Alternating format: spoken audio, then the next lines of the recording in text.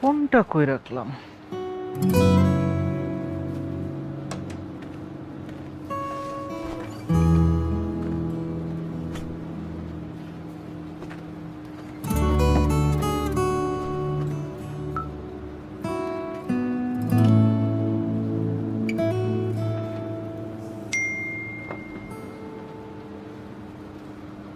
টাকা?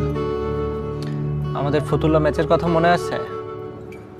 ওই যে খেলায় আমি 6 মারতে যে হাতে ব্যথা পেয়েছিলাম। ফেরত আসার সময় রিক্সা ভাড়াটা তুই দিসলি, সেই ঋণটা শোধ করলাম। তোর এটাও মনে আছে? ওদিন আমরা জয়েন্ট ম্যান অফ দ্য ম্যাচও হয়েছিলাম। যতবার একসাথে হইছি ভালো কিছু হইছে।